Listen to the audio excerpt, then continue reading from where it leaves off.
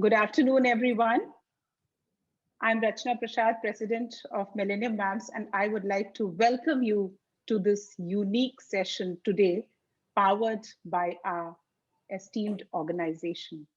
Our 30-year-old organization, Millennium MAMS, has geared up to the need of economic independence of women through financial literacy program. Our mentors, Mr. Vishnu Dhanuka and Mr. Sanjay Bhuwania, have leveraged their knowledge to create more than 5,000 investment savvy MAMs. Thank you, sirs. This session is also a part of Tata Knowledge Series we started this year. The first session, a celebration of our 10-year-old association with the Tata Group, began with none other than the chairman, Mr. Chandrasekharan. Millennium MAMS has left no stone unturned when it comes to learning, and we have already attended more than 7 online AGMs, including the AGMs of the Tata Group of companies. Every Tata vertical has a story to tell, and the common thread that runs through all of them is sustainability. Does the word Mashir ring a bell? Well, I would like to share the story of this god fish from Maharashtra. The tiger of the waters was on the verge of extinction 50 years ago. The Mashir is thriving today thanks to the intervention of an Indian company, Tata Power. The Mashir cannot bear pollution. So by helping the conservation of the Mashir, Tata Power has helped to protect an ecosystem. This also prevents the spread of diseases from animals, birds, or fishes to humans. Extremely crucial, I would say, during the pandemic we are facing today. Thank you, Tata Power, for saving our planet, and thank you, Mr. Praveer Sinha, for being here. Some of the notable initiatives by Tata Power include the Kochi Carport, the first carport in the world to be fully powered by solar energy. EV charging stations by Tata Power are making India a greener nation, and Tata Solar Roof are cutting down electricity bills by 80%. True example of sustainable growth. Not only has Tata Power ensured sustainable growth, its financial results have been equally electrifying. With a 14% rise in revenues, Tata Power has powered through the pandemic. At the helm of Tata Power, we have Mr. Praveer Sinha, a research scholar with IIT Delhi and visiting scholar at MIT USA. He also has a master's degree in business law from National Law School, Bangalore. Mr. Sinha has more than 3 decades of rich experience and has been instrumental in the transformation of the power and distribution sector. Today, we have a rare privilege to interact with him. So my dear friends, without further ado, I would like to invite Mr. Praveer Sinha for his opening remarks, and then we can dive into the Q&A round. So we welcome you to Millennium MAMS Forum, and I invite you for your opening remarks, sir.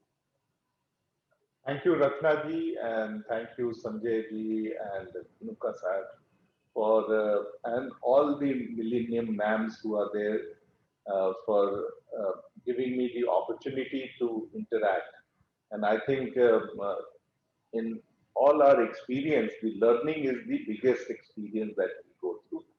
I didn't know about the amazing organization Millennium MAMS is, and it's been there for last nearly 30 years and 5,000 women. So it's phenomenal work that has been done.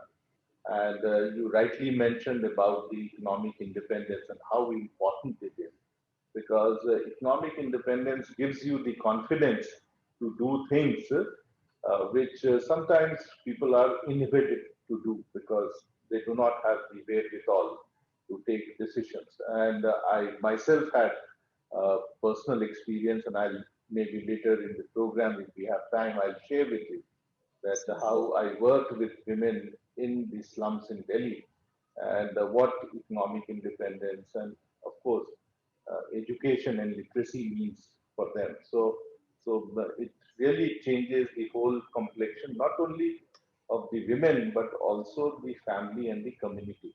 And since I worked over there for many years, it Yes, sir. was more a learning experience for me, and seeing the happiness amongst those women was something which was very gratifying and satisfying for me. So I'm privileged here to come and do this interaction with all of you. We did have the pleasure of some of you attending our AGM yesterday, and you asked very good questions. And thank you for attending the AGM and contributing over there. And I have received the questions from you, and I'll try to respond to them.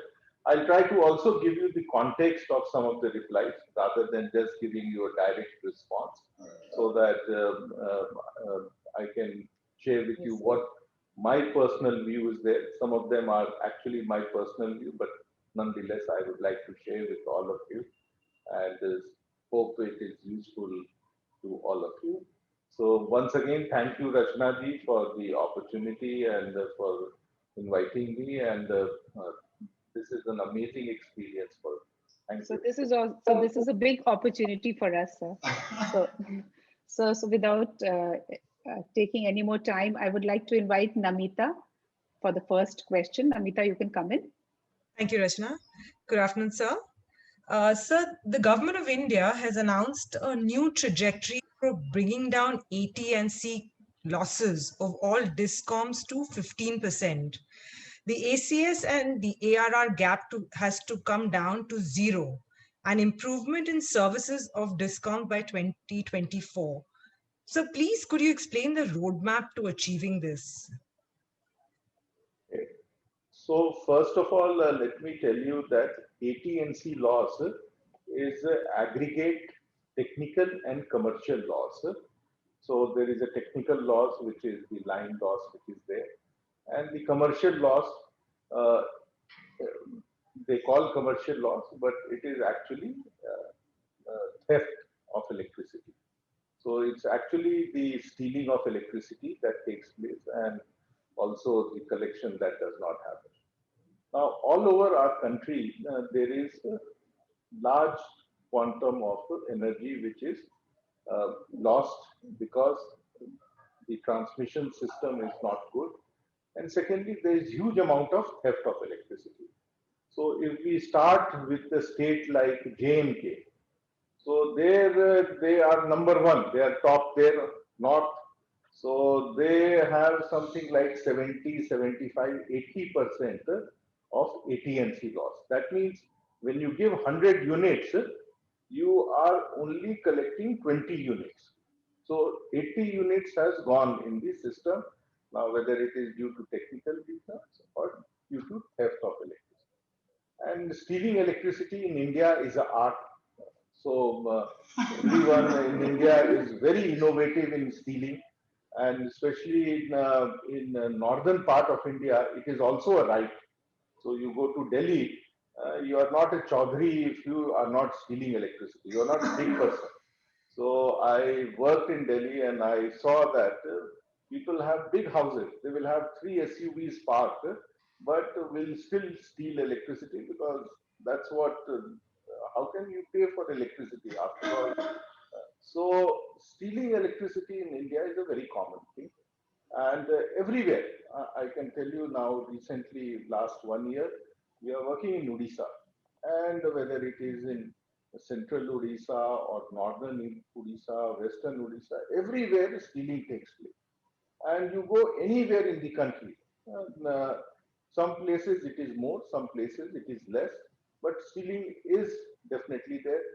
Fortunately, in Mumbai and all, it is less, but as soon as you go outside, Punjab is horrendous.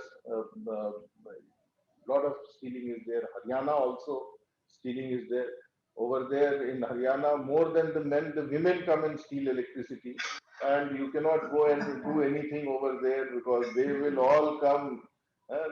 They're all very well built and their houses. So, so, uh, so in India, stealing has been going on for long time. Now, in Delhi, when we took over, the electricity loss, the AT&C loss was 53%. We have now brought it down to 7%. So over a period of time, because of technology, because of good meters, and also because of a lot of data analytics we did to monitor the consumption, we have been able to bring down. Now, Government of India, through various schemes, comes out, and it has been coming out with these type of schemes for last 20 years. It earlier had a different name, which was the Rajiv Gandhi Vidyutikaran, and then the IPDS scheme, then the Uday scheme, and then Deen Dayal Upadhyaya scheme. So various schemes they come out, and they ask the state discoms to reduce the AT&C losses. Now, in discoms, stealing that takes place, one is, of course, the people are very smart to do stealing.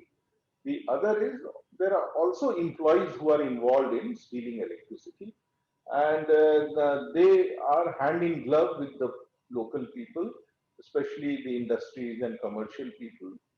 In some cases, the residential also, to see that stealing takes place and they get their own cut over there. And that's why there is a vested interest that ensures that this stealing is not stopped or is not prevented. So, in the whole scheme of things, the government of India always keeps on saying, but ultimately the distribution of electricity happens in the states. And the states, discoms, have political connections, the engineers and everyone, and they do not want to reduce this because at the end of the day, it is the discom which makes losses, and discom is a government-owned organization, so they don't give a damn to it whether you continue. So if you see, there are 5 places where you have private companies. So Delhi is there, Mumbai is there, Ahmedabad, Surat, and Kolkata. The stealing in these places is very less because of the technology and analytics, and also the effort that is made in collection and all that. While in all the other states, which are 28 states and 9 union territories, uh, stealing is rampant. And the losses are, though they say it is 22, 23, it's all manipulated losses that they say. It's not, when they say 15, I don't know whether they will be a measured mechanism or not. So actual losses in most of the places are 30 to 40%. So I'm not very confident that the government program, which is there to bring down to 15% losses or less than that, will ever happen in the present scheme of things. So if it continues to run by the same government-owned organizations and the government system, it will never happen. At least I don't believe that it will ever happen. And they need to bring private sector, and they need to bring people who understand this business. Otherwise, we will continue to be at the mercy of these distribution companies who have their own vested interest. So that's as far as the losses is concerned. And because of this reason, the average cost of supply and the average revenue realization. So ACS is average cost of supply. What is the cost at which you are supplying electricity, and what is the money that you are collecting? Is there is always a gap. So for every unit you supply, you are losing money. So why do you want to supply more? That's why you see that in many of the places they still have power cuts and load shedding and all that, because and especially in rural areas they don't want to supply, because the more you supply, the more you lose money. So might as well give them 10 hours of supply instead of giving them 24 hours of supply. So, so what they are saying, these are Indian stretchable timelines. These timelines have been seen since 2005 onward. So every few years they come with a scheme, they give some money to the state discoms, uh, they siphon off those money, the state discoms. And this is the weakest link in the power sector in the country today. Today we have very good generation capacity, we have large transmission capacity, but the state discoms are the weakest link. It's a pot with lot of holes. So whatever you put inside the pot, it is always leaking. So this leaking pot will never get filled because the intention of those people who are working over there is not to uh, set it right. And I don't think uh, this will really cut much ice going forward. So that's my uh, little long answer, but I thought let me put it in perspective for all of Thank you, sir. Yes, sir. Srinidhi, you can come up with your question. Yes, thank you, Rachna. Good afternoon, sir. Sir, my question is regarding India's dependence on thermal power will come down to 50% in the current year, and it is expected to further come down to 43% by 26-27. Sir, in light of this, can you tell us the relevance of your thermal power projects in general, but for the CGPL power project in particular, sir? So what is happening is globally coal-based plants are getting decommissioned and no new generation asset is being set. You go to some of the Nordic countries, they've already shut down their coal-based plants. UK is talking about 2025. Germany is talking about 2030 that they will shut down their coal-based plants. So globally, people are moving away from coal-based plants. India has not taken an official position on this. China was the last one which said that by 2060 they will close down all their coal-based plants.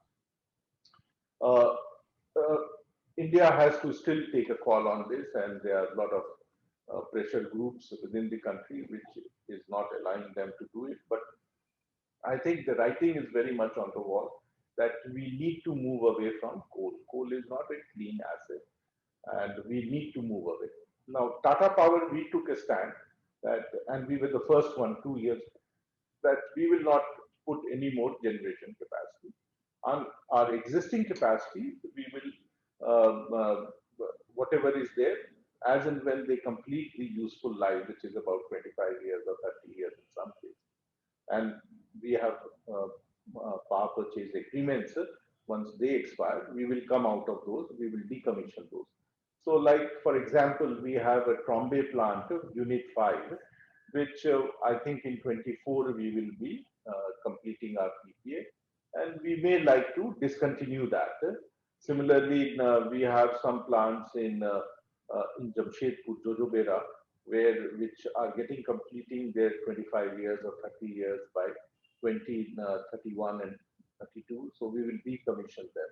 Similarly, Mundra, we have a PPA till 2038, and it might be required to extend it maybe another 5 years or something. But we will definitely decommission it as soon as the useful life is completed, which in most cases is about 30 years. So we definitely have a plan to close down Mundra once it completes the PPA term and the useful life. And so also all the plants. And that's why when we say that we will become net zero by 2050, we'll have no coal-based plant operating by that time. We may do it by 2045. We have been internally discussing about it. And we definitely have plans that we do not want any more coal asset. In fact, you would have seen there are large number of coal assets which are stranded assets, and there was a lot of pressure on us that why don't you take those assets. We took one of them, Prayagraj, Yes. And in UP, but we said we will not do it, and that's why we consciously took a decision that enough of coal. We need to work towards climate change, and climate change is a reality. I work in power distribution and power sector. I've been a student of climate change for last 10 years. I monitored climate on a daily basis, not on a monthly basis and all that, because I monitor, because that tells us that how much of supply of electricity has to be arranged and where it has to be arranged. So I find that there are huge climate changes which are happening, and things which we never thought will happen. Western coast never used to have cyclone. In last 3 years, we had 2 cyclones. The intensity of the cyclones, and this year again, the cyclones which came to Odisha and West Bengal are very, very different than the cyclones that we saw in earlier years. Earlier years, it used to only be along the coast. This year, the cyclone intensity was so strong in northern Odisha that it went right up to Ranchi in Jharkhand. So that's the extent of damage that it did while the cyclone went up to Ranchi, which is nearly 600 kilometers from the coast. So I think the climate change is a reality, and we need to take all steps to prevent such a thing happening in the future. Thank you, sir. Absolutely. Beena, please come in.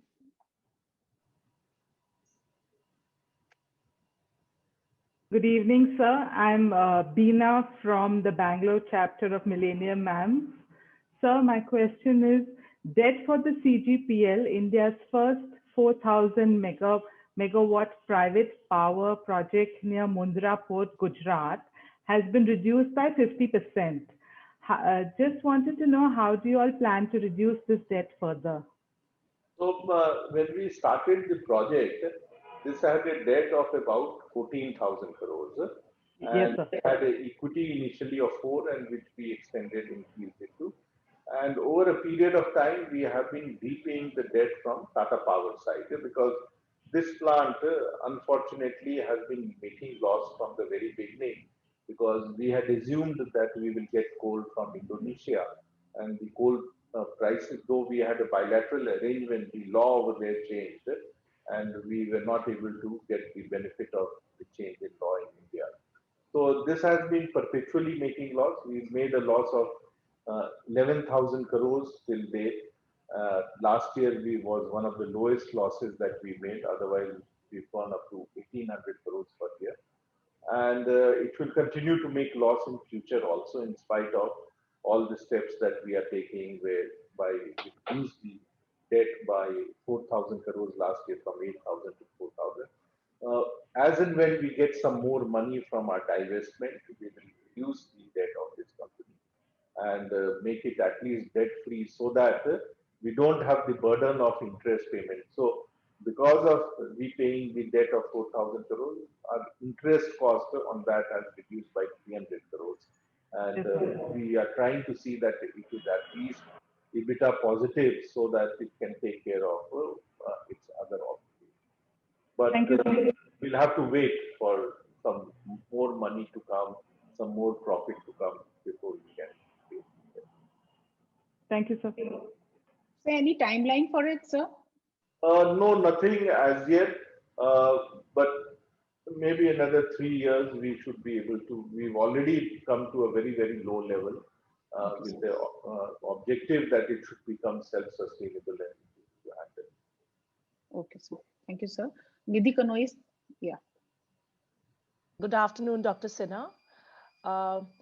My question is, which product in your portfolio is generating the highest revenue, or which products, if you'd like to elaborate, and also which segment will clock the fastest growth in the next 5 years? Thank you. So if we look at our business at present, it is in 3 clusters. The one is the generation business.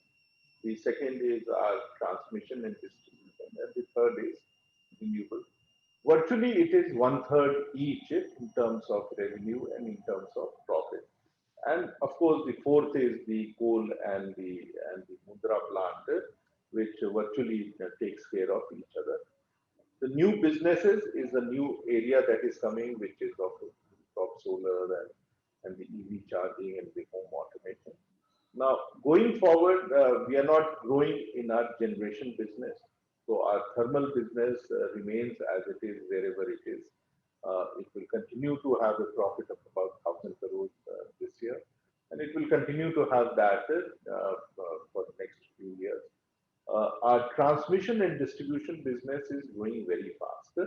So this year last year we took the 4 distribution companies, and that will add to our both top line and bottom line. We'll be able to improve the working of that company, and you will see that there will be huge growth, especially in terms of both revenue and profit in this year, coming out of the Odisha companies, Odisha distribution company. Secondly, on our renewable also, we are growing very fast. So I would say that it's neck to neck between my renewable business and T&D business, and both of them will grow very, very fast in the coming years. Today, we are about 33,000 crores. My target is that in the next year will become about 50, maybe 47, 48,000 crores.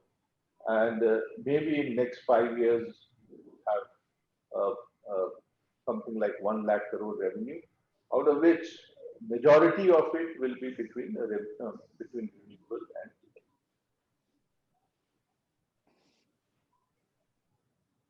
Yes, Sunita, you can come in. Sunita has a question on divestment. Yes, Sunita.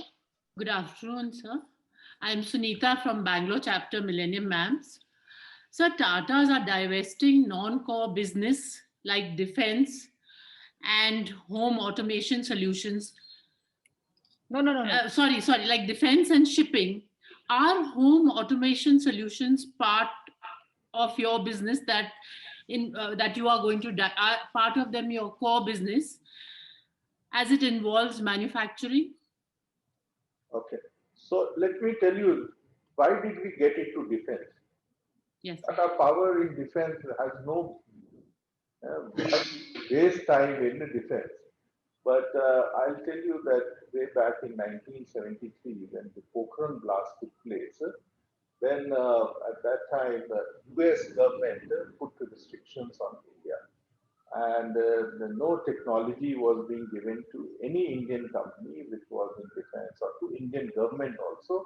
So DRDO and all that were put under surveillance by the US government. And so at that time, the Prime Minister and the Defense Minister called Mr. Tata at that time, not Mr. Ratan Tata, but his father, Mr. Naval Tata, who was at that time the chairman of Tata Power. And he said, they said that you need to work on the strategic electronics division. So all the missiles, all the guns, all the ships, the electronics of that was made in Bangalore. It's a very highly sensitive product that was made.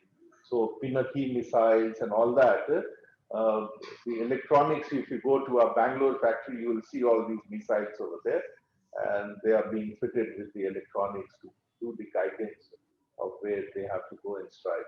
So that's how, that's the history of defense business. We ourselves were not very comfortable doing defense business. We are a power company, made Bijli, and where is defense got to do? But nonetheless, that was the call of the duty, and the government and the country wanted it. We did. We have now divested to a separate company within the Tata Group, which of course will continue. It has actually cutting edge technology work that it does even today, and the attack gun and all that. Many of these products are actually manufactured in the plant in Bangalore. So it's in your city that it is being manufactured in electronics. Yes, sir.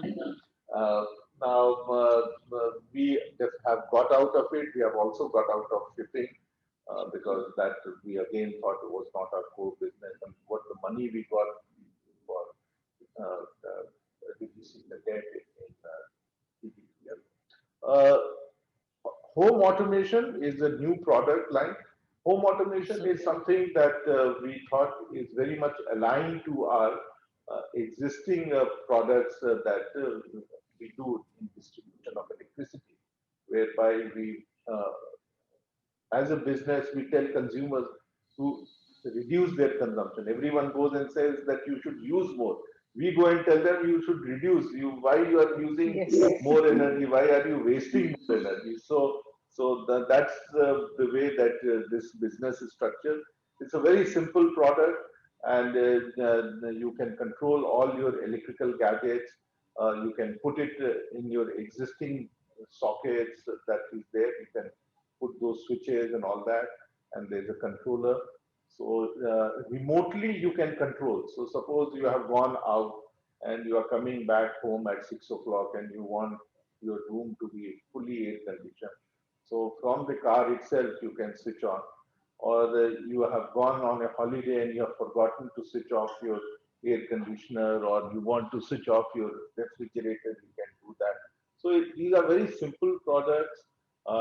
Does not require any changing of wiring in the house. You only need to have a Wi-Fi, and it also gives you information on your consumption and how you can improve your consumption. Suppose you have a normal air conditioner, which is an old air conditioner, a 5-star will give you a much better. So it will give you all that data information. So this is a very, very useful product that we developed it ourselves. And the software and all that has been made. We recently launched it about 3 months back, and it's available now in more than 100 cities. It's there on Tata Click, and hopefully in Amazon and other places also it will be available, and you can contact us or tell us, and we'll send people to fix it at you. Thank you, sir. Neha, you can come in with your question.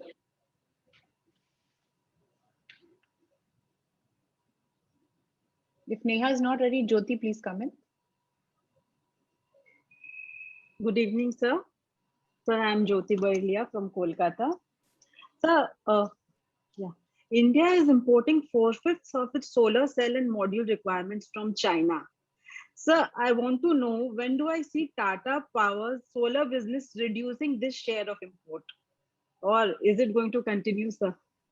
So to tell you very frankly, in 1991, when no one in the world was talking about solar panels and cells and modules, we started manufacturing in Bangalore, again in Electronic City.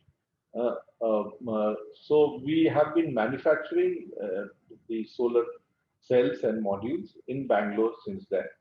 Last year we expanded the capacity, and today we do about 600 megawatt of solar cells and 600 megawatt of modules over there.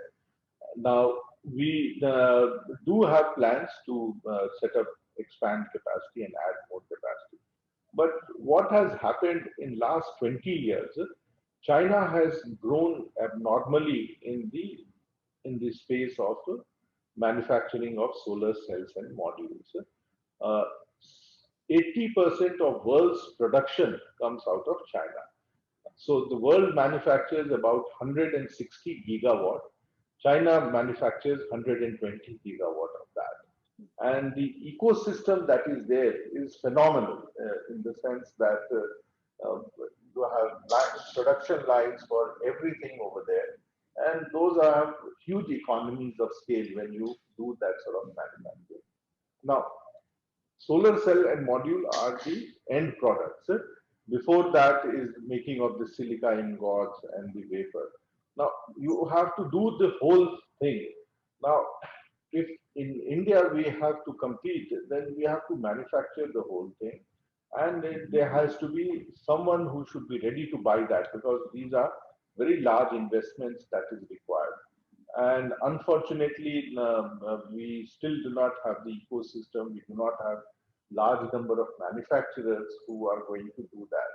So until unless we do end-to-end solutions, we would still be depending on China for supplying some of the raw materials from there, and really competing at, because if today any product is available at a lower cost in China or in Japan or in Korea or in Taiwan, one would go and purchase from there rather than trying to manufacture here and become not very cost efficient. So that's the challenge that we have today. So, but we are definitely there. We want to manufacture and we want to increase, but both the backward and forward integration. Thank you, sir. Would you like to take a break, sir, or should we continue? Yeah, please continue. Okay, sir. Sunita Rock. Yes. Good evening, sir. I'm Sunita Rock from Millennium Mams Bangalore chapter. My question is somewhat related to the earlier question asked by Jyoti. The government of India is imposing a 40% import duty on photovoltaic cells. And now they have announced that they're providing PLIs for local manufacturers. So my question to you is, how is Tata Power capitalizing on this opportunity? And is there capacity expansion on the cards for Tata Power? Yeah, as I mentioned to you, to Jyoti earlier, Right. we are definitely looking at the manufacturing capacity. Right. We definitely have plans to set up another 2 or 3 gigawatt, depending upon the opportunity which is there. We are also looking at technology now. These are very high technology products, which changes every 3 to 5 years. So what is a good technology that we will have? Also, whether we can have the raw material of it sourced locally, because if the product that you have to manufacture is dependent still on Chinese import, what happens there now? Right. So we are looking at some of those things. There are some new technologies which have come, which does not require the existing technology of going for cells and modules, but simply having sheets, thin sheets or glass sheets on which you can manufacture thin film solar cells. So the technology part of it is very important. While Government of India has said production linked incentive, but like very many other incentives that government gives, they make it so complicated to make it happen that it sometimes is a challenge to. So we are still trying to understand what they want and how. Yes, sir. But nonetheless, this is a part and parcel of the business, and we'll definitely Right, sir. look at it. We'll definitely be the biggest player in the renewable space. Right, sir. Thank you, sir. Yeah, now I would like to call upon Deepshika, the coordinator for Tata Power AGM. Thank you, Rachna. She was continuously in touch with Mr. Mistry, Hanoj Mistry. Thank you so much, sir, for that. It was fabulous. They were very good.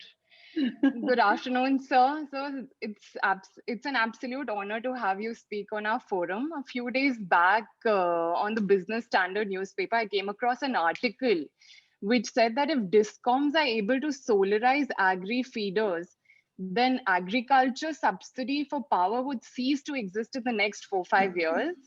Farmers will get free power during the day, and DISCOMs will be able to redirect that amount of electricity to other consumers.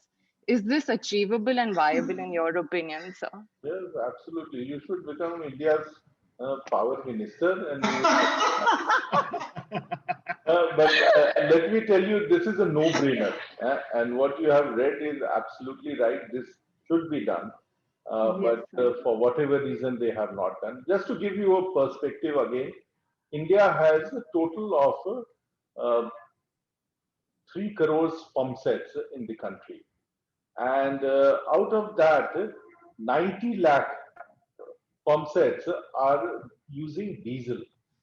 And diesel is dirty, it is expensive, but people are using because the electricity supply from the grid is not very good. I earlier mentioned to you that in villages and other places, the cost of supply is more than the realization. So the DISCOMs are not keen to supply them, and that's why the DG set is being used over there. Now, unnecessarily, the DISCOMs are giving them supply, and that also they don't give you. So I always say that the DISCOM lexicon, 24/7 does not mean one day. It means that 24 hours in 7 days. So that's the way that most of the DISCOMs work on. Now, Government of India has come with a good program, which is known as the KUSUM program. And right now, there are just 3 lakh pump sets which are solarized. Government under the KUSUM program wants to make it to nearly 40 lakh. but there are 90 lakhs which are DG set. So there is still a huge gap. And my feeling is that if they go and do it to all the 3 crore people who have pump sets over there and solarize them, they will not only come out of this challenge of supplying electricity to them, and sometimes politically they make statement that free. But also the cross subsidization issue, which comes with the agriculture getting free power and the industrial users having to pay for it. Absolutely right. So it's also the cross subsidy as well as the state government giving subsidy to the discoms for supplying to the farmers. So in most of the states you would hear, and you are not from Delhi, but in Delhi, the chief minister of Delhi always keeps on saying, and now he's gone to Punjab and said that he will power. So the challenge is that you are robbing someone to give it to someone else. You are not giving it from your side. You are robbing someone else, and you are trying to make a hero of yourself to say that you are giving free of cost. You are not giving free of cost. Someone else in the system is paying for that. And the suggestion that you mentioned is the right thing, right way to go forward. You can empower the farmer. That means you will give the ability to the farmer that he can generate electricity and use it himself. In fact, we are doing some projects in a few states and in villages over there, where the farmer is now using solar panels. He's bringing out water, and he's selling that water. So he's actually become, within a 5-kilometer radius, to all the other farms nearby, he's able to sell that water, and to that extent, he's generating revenue for himself, money for himself. So this is a very, very good thing that should be done. Unfortunately, good things everyone talks about, but it's less done than what it should be done. Thank you so much, sir. So to break the monotony, sir, I just wanted to ask a personal question, sir. Yeah. So then we'll continue with the rest of the questions. So you look so passionate about what you do, sir. So you're so powered. So what is your driving force, sir? Driving force is the learning ability, and I think I enjoy working with people. I enjoy learning new things, and I keep on studying a lot. I keep on trying new things. So I think the desire and the opportunity to do, I think, is the best thing. Since you asked me this, let me also now divert a little bit and share with you about the women empowerment. And yes, absolutely. It's a great experience that I had, and a very humbling experience.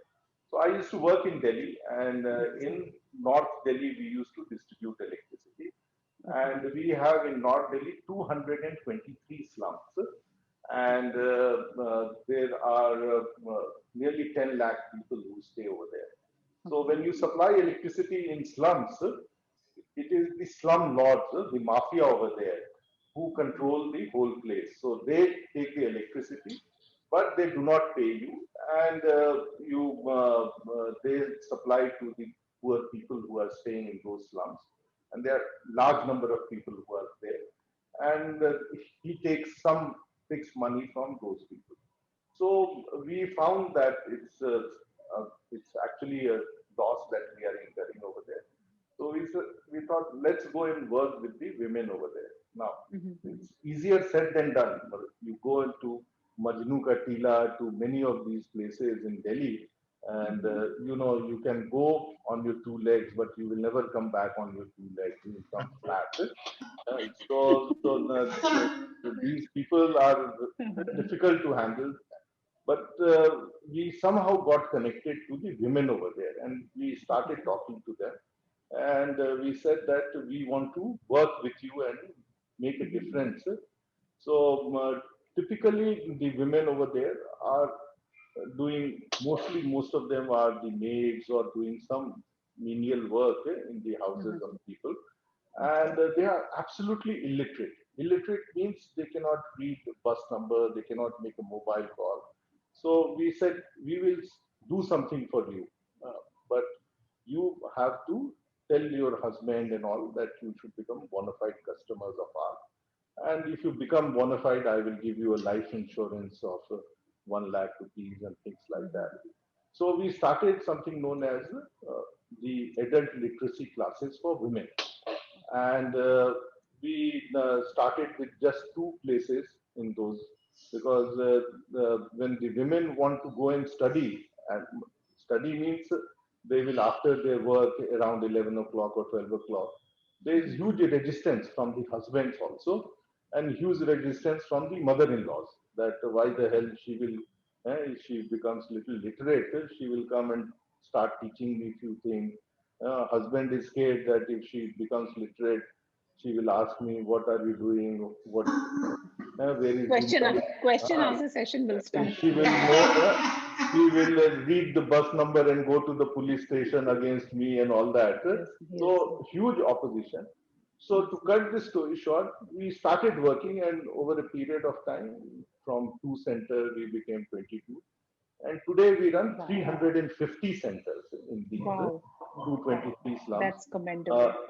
Every year, 20,000 women are made literate.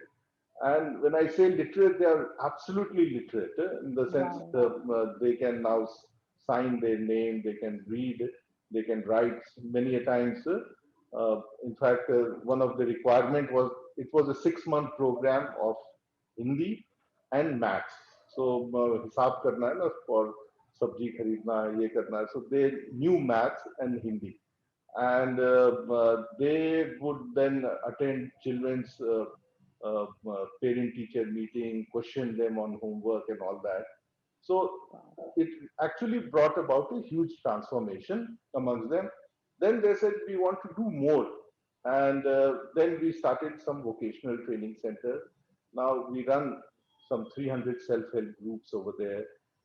Their earning last, I think, was something like 15 crores a year from those 300 slums. Wow. So apart from that, they became our brand ambassadors. So we call them Abha. So, so now they go and do the distribution of bills in those slums. They also do the collection. In fact, when the mobile payment thing came, they were the first ones to start doing that. And they also prevent the theft of electricity. They are the boss over there. So they know who in those slums steals electricity. So they have really been very good brand ambassadors. They earn about 10 crores for bill distribution and all that. So we are now starting this in Odisha also. So in Odisha, we call them Bijuli Didi. So they are the Bijuli Didi over there. And it's an amazing experience. We've already done something like 160,000 women have been made literate. Wow. It's one of a very passionate program of mine. So I always keep on telling the politicians that don't act funny with me. I have all these women working with me. If you act funny, I will see to it that none of you get the votes. Wow, so that's really commendable. So as they say that you empower a woman, you empower the whole family, sir. Yeah, absolutely. So, it's yes. amazing change that has happened. Yes. And I would personally visit all of them on Saturdays. We've done a lot of other related work also in terms of the self-help group and the vocational training. But it has actually transformed the way the women look at the things and their empowerment that has happened to them. So financial independence is very, very important. Yes. So as Mr. Dhanuka also, he always says that true independence is financial independence. Now they are very strong. I can tell you that we have this annual meet and all that, and they come over there and they are phenomenal. They are as good as anyone else. It's just that they never got the opportunity and the platform to go and do. Yes. Absolutely, sir. Wow, sir, congratulations, sir. Thank you. So we have, I think, 5 more minutes. No, 10 minutes, sir. So we'll have few more questions, sir. Yeah, sure. Okay, Paridhi, you can come in with your question, please. Hello, sir. Sir, I wanted to know, under the Paris Climate Agreement, India has pledged to improve the share of non-fossil fuels in electricity generation capacity to 60%, above the target of 40%. So do you think this is achievable? And also, sir, I have another question. Despite the increase in green power generation, the distribution still remains a concern. Your views on this, sir? So I think India is blessed. We have most of the parts of India. You have more than 300 days of sunshine, and you can use renewable power, especially solar power, to a very large extent. We also have non-carbon generation, which is the hydropower plants which have been there, and all the, especially the northern states have very good access, northern and eastern states have very good access to. So doing 60% is not at all very difficult for India. This is a great opportunity actually for India to really spearhead the journey for solarization. In fact, they are talking of one world, one sun, one grid. So can we produce enough energy and take to other countries neighboring? In fact, there is a plan which is going on that can we take this energy right up to Europe and right up to also interconnect the Middle East and other places. So this is definitely possible. India did not have oil, but India has more than 300 days of sunshine. And I think we should capitalize on this. Absolutely. Yeah, next question, Swati, please. Thank you, sir. Good evening, sir. Sir, India has an ambitious target of installing 175 gigawatt of renewable power by 2022. But the progress on it is far from satisfactory, with 80 gigawatt capacity yet to be installed. So the government wants half of India's installed power capacity to be green by 2030. It is an ambitious plan, but it is slowly but surely taking place. So according to you, what are the challenges that we are facing to achieve this? Basically, India's plan of 175 by 2022 and 450 by 2030 is definitely achievable. Of course, 2022 has just come, and with COVID and all that, it may not happen. It may be that it may happen by maybe 25 or something like that. But this is definitely achievable. But what you need to understand is that the power that is produced, it has to be bought by the distribution company. And these distribution companies today are, बोलते हैं ना हिंदी में दिवाला पिटा हुआ है, तो इनका जिनके पास पैसे ही नहीं है उनको आप जाके बिजली दीजिएगा तो आपको पैसा भी नहीं देंगे और खरीद भी नहीं सकते हैं. So until and unless the distribution reforms happen in India, it will be very difficult for so much of capacity to get added and get absorbed, because generate to ho jayega bijli, but someone has to absorb it and use it in the system. That people do not have, the distribution companies do not have the wherewithal to do that. So there is distribution reforms which the government has been talking for last many years is something which is staring on our face. We need to do it very quickly. In fact, it should have been done. But this is a change. If it gets delayed, then the whole plan of solarization and renewable projects and the reforms that we are talking will get delayed. So one more thing. I just Sir, I'm really happy and sir about your passion, sir, how you're doing things for women empowerment, sir. Sir, Dhanuka, sir, also has the same feeling. And sir, in Bengal, sir, sir has donated 300 machines and he's empowering ladies with teaching techniques and they're doing it. So, sir, Skill development, yes. Skill development, sir. So, sir, you are doing it and you've been successful in it. So, sir, if your team, sir, if you know, we are just in a budding stage. We have just started from last 2 to 3 years. So if we could take your help on and how we can do this in Bengal, sir, it'll be a nice thing, sir, if you could help us. Yeah, sure. We can work with you. And we have very good teams. In Delhi, we run 20 centers like this. And nearly 6,000 children and girls and boys are trained in different things, starting from stitching. During this period, COVID period, we made 7 lakh masks by these self-help groups, and they were sold, including to Taj and including to Vistara and all that. So we can definitely support your CSR initiative. And also we do number of other programs over there, computer programs, and also a number of other women in Delhi. The beautician program is a very popular program among girls. So we can definitely work with you and do that. Yes. So that will be really a great Swati, help. yeah, Swati, she's the coordinator for Nadia program with sir. So Swati will be in touch with you. So you just write to me and I will connect you to my team. My team in Delhi is very passionate. So also in Mumbai and other places. So we reach out to nearly 30 lakh people in the country through our various CSR initiatives. And we can definitely work with you on many of the initiatives that you do. So that will be really great, sir. Thanks a lot, sir. That would be fabulous, sir. So one last question I'll take from Shweta, and then I'll invite Preeti. Good afternoon, sir. So I'm Shweta Singhal from Kolkata, and my question is, sir, a major part of the cost of EV is lithium-ion battery. Is Tata Power planning to produce lithium-ion batteries through backward integration?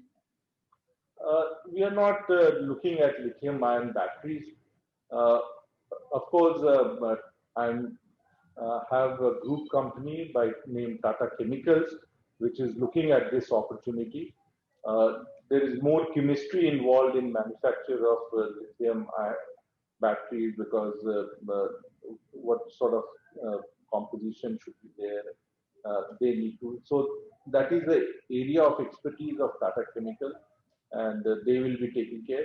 We are more in usage, and for us the usage is whether it is in a grid we use it, or we use it in microgrids in villages, or for the distribution business for providing solutions. Especially renewable energy is something which is intermittent. It's there in the daytime, or wind is there in the night time. So how do you, if you have to give 24-hour supply, you cannot say that I will give only during daytime, and night time you can't do anything. So we bring battery storage and ensure that you get 24/7. But we are definitely not there in manufacturing of batteries. Thank you. So any other question you would like to address, sir? Take up from the, or you just... I think that there was a lot of question on discoms I have covered. Yes, sir. And distribution companies improvement is a very, very important part. In Tata Power, we have had huge experience in improving in Delhi, and then we went to Ajmer, and then we have now gone to Odisha. I can only tell you that the distribution companies in most of the states are absolutely pathetic. And the more I visit these distribution companies, my belief in God increases, because it's only because of God that these systems are still surviving. I went to Ajmer to Dargah Sharif, and I thought, let me go there. And the way the electricity wires were there, and the transformer and the cable, it's actually God's own country. But for God, they would have been an accident every day. And so same is in Odisha when we went over there. Most of the places you go to the stores, you find वो बोलते हैं ना bell पत्ता ज्यादा था वहाँ पे और मटेरियल कम था. तो भगवान पे ही हम लोग विश्वास रखते हैं. And that's how. So distribution reform is a big thing that needs to happen. And the way it is being run by today existing DISCOMs is positive.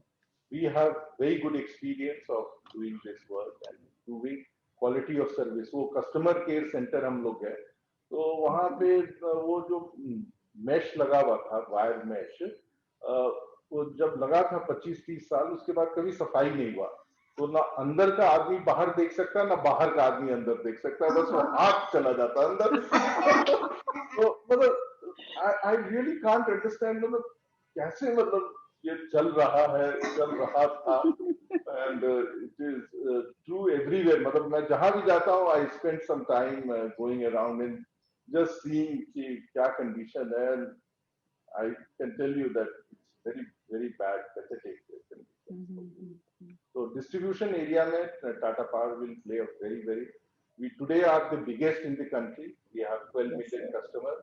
All the other private put together are not even 12 million. So that's the way that we are looking at. Okay, sir. Thank you so much, sir, for the session, sir. It was very enlightening, and so we came to know so much about this sector, which is a very important sector, I would say. And so now I would like to call upon Preeti, our Vice President, to extend the vote of thanks. Preeti. I see a hand of Suman. Yeah, Suman. Yeah, Suman. Please come in. Thank you, sir. Sir, as far as my understanding goes, the merger of Mundra with the EPC solar business is going to have a big advantage of hiving off some of the taxes. So, sir, what I wanted to know about the consolidated debt, that is InvIT still desirable, or sir, the internal accruals will be enough to hive off the consolidated debts? So, आप 2-3 questions एक साथ कर दिए हैं. Let me try to respond. One is that the merger of CGPL will happen with Tata Power, and whatever losses are there, the accrued losses, उसका हमको benefit मिलेगा. So that's as per the existing tax laws. Secondly, TPSSL को हमने merge नहीं किया because when we looked at ourselves, we said that unlike many of the other players who are in renewable, who are only into large utility scale, हम सब कुछ में हैं. We are in manufacturing. We are the biggest in EPC. We have 13,000 crores of order today in EPC. We are in rooftop solar. We are the biggest in rooftop solar. We are in 100 cities. We are the biggest in solar farms. And now we have gone in, we are doing microgrids, which is basically for universal access of energy and removing the energy poverty in villages in the country. So we have a much larger spectrum of solutions compared to anyone, and why we should go thin on this. So that's why we said that we will go and do something little different. And you will hear from us. There will be some plans. There are going to be big plans because these are things which will be there for next 50, 100 years. हम लोग कोई many of these companies are there जो 5 साल 10 साल में valuation करा के बेच देंगे. हमारा तो ये bread and butter है. हम तो 100 साल से इसी में हैं. अगले 100 साल भी इसी में रहेंगे. So we want to do things which are good and which can sustain next 100 years and not just get some valuation and get away from. Okay, so thank you. Thank you, sir. Sir, thank you, Mr. Sinha, for such a power-packed session, sir. Sir, everyone wants power in today's world. And by power, I mean all sorts of power. But you are the supplier of the most crucial power, sir, for the country's development. Thank you, sir, for coming on our forum and obliging us and answering all our questions so patiently and so elaborately. We as students of Millennium Mams value this a lot. Tata Power has come out as a shining star during such testing times, and it would not have been possible without leaders like you. I thank our members of Saraswati and Anveshna Vertical for doing an in-depth research and coming up with such brilliant questions. I thank our mentors, Mr. Dhanuka and Mr. Bhuwania, for being the power of Millennium Mams. Thank you all the members for attending today's session. Thank you so much, sir. Thank you very much.